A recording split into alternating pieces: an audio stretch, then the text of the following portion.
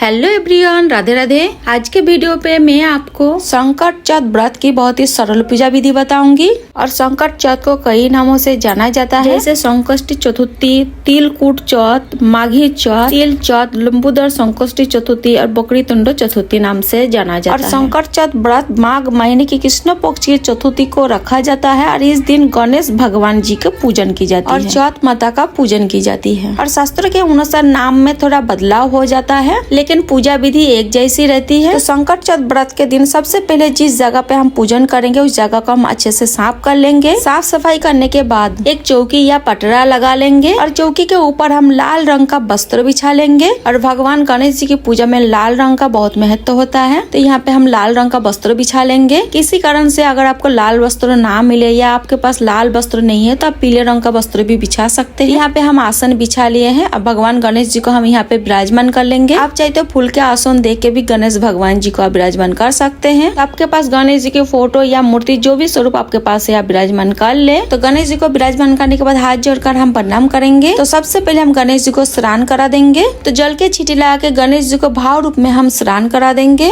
उसके बाद हम दिया जलाएंगे। आप चाहे तो देसी घी का दिया जला दे या फिर आप तिल का तेल का भी दिया जला सकते हैं। उसके बाद हम दिया का पूजन भी कर लेंगे। तो देखिए, पहले हम स्नान करा दिया था। उसके बाद हम गणेश जी को वस्त्र स्वरूप कलवा समर्पित करेंगे। आपके पास अगर जनेऊ है तो जनेऊ भी आप समर्पित कर दीजिए, और अगर जनेऊ नहीं है तो सिर्फ आप कलवा समर्पित कर सकते हैं। इसके बाद हम तिलक लगाएंगे। तो गणेश जी को हम रोली से तिलक लगाएंगे। उसके बाद हम तिल समर्पित करेंगे। तो तिलक में हम तिल समर्पित कर देंगे। आप चाहे तो चावल भी समर्पित कर सकती है। तो तिल लगा के हम तिलक को पूर्ण करेंगे। इसके बाद देखिए, हमें दुर्वा घास लेनी है और गणेश जी को दुर्वा घास अति प्रिय होती है। तो थोड़ी दुर्वा घास इस तरह से बांध के जुट्टी बना के दुर्वा घास की वो हम गणेश जी को समर्पित कर देंगे। अब हम फूल समर्पित करेंगे। हो सके तो गणेश जी को आप लाल रंग का फूल समर्पित करें। लाल रंग का फूल ना मिले तो कोई भी फूल आप समर्पित कर सकते हैं। उसके बाद हम भोग समर्पित करेंगे। तो देखिए, संकट चौथ व्रत में मेरे यहाँ पे तिल और गुड़ से बना हुआ लड्डू का ही भोग समर्पित की जाती है। तो यहाँ पे हमें तिल और गुड़ से बने हुआ लड्डू का भोग समर्पित करेंगे। उसके साथ ही हम ऋतु फल का भी भोग समर्पित करेंगे। देखिए, गाजर मेरा इस तरह से भोग समर्पित की जाती है। अगर आपके यहाँ पे हलवा बना के समर्पित करते हैं तो आप हलवा बना के भी समर्पित कर सकती है। साथ ही शकरकंद का भोग भी आप जरूर समर्पित करें। उसको उगाल के उसका हलवा बना के भी आप समर्पित कर सकती है। तो देखिए, शकरकंद हमको मार्केट में मिला नहीं। संकट चौथ के दिन हम शकरकंद का भोग हम जरूर समर्पित करेंगे।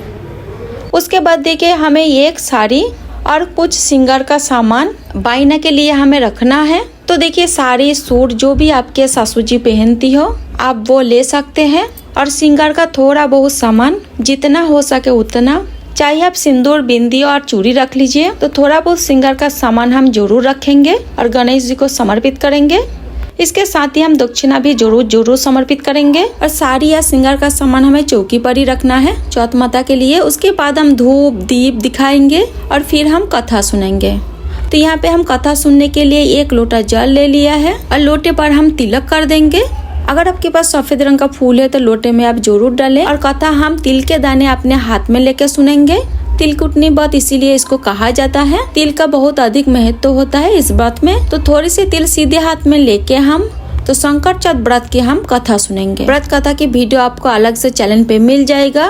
लिंक मैं डिस्क्रिप्शन में दे दूंगी, आप वहाँ से देख लेना। तो कथा का वीडियो हम अलग कर दिया है। कथा सुनने के बाद जो तिल है थोड़े से हम गणेश जी को समर्पित कर देंगे और थोड़ी सी तिल हम जल के लोटे में डाल देंगे। उसके बाद ये जो कहानी सुने हुए तिल है ना, किसी कटोरी में या दुपट्टे में, यानी हमें सुरक्षित जगह में रखनी है। रात के समय जब चंद्रमा उदय होंगे यही तिल के दानों में हमें चंद्रमा को अर्घ देंगे। तो देखिए, यहाँ पे हम कटोरी से अलग से रख दिए हैं। इसके बाद हमें आरती करनी है। तो यहाँ पे हम बहुत ही प्रेम पूर्वक गणेश जी का आरती करेंगे। जय गणेश जय गणेश जय गणेश देवा, माता जाकी पार्वती पिता महादेवा। तो गणेश जी के संपूर्ण आरती करने के बाद हाथ जोड़कर पूजा में रही कमी के लिए क्षमा याचना करेंगे और गणेश जी से प्रार्थना करेंगे वो हमारे बच्चों का दीर्घायु प्रदान करे, उनका स्वास्थ्य अच्छा रखे और उनका भविष्य उज्जवल करे। तो इस तरह से प्रार्थना करने के बाद हमारा पूजा पूर्ण हो जाएगी। पूजा के बाद हाथ में थोड़ा सा हम जल लेंगे और साड़ी और जो श्रृंगार का हम सामान लिए थे उसके ऊपर से हम इस तरह से 2 बार बार देंगे। इस तरह से हम मिनस देंगे। अगर आप सुबह पूजा करे तो सूर्य देवता को आप अर्घ दे दे, और अगर आप शाम को पूजन करे तो चंद्रमा को अर्घ दे दे।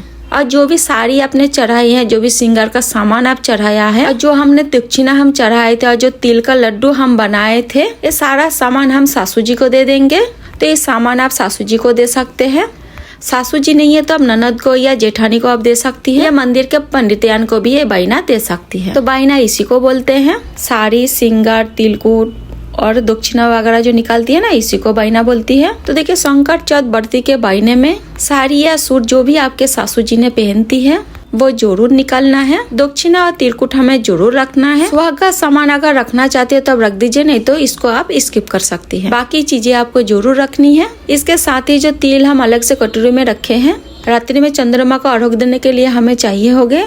जल का लोटा हमें अलग से लेना है और वो तिल लेनी है और रात को चंद्रमा को अर्घ देना है। रात को चंद्रमा को अर्घ देने के बाद हम अपने व्रत को पारण कर लेंगे। तो इस तरह से संकट चौथ व्रत पूर्ण हो जाती है। तो संकट चौथ व्रत की यह बहुत ही सरल पूजा विधि है।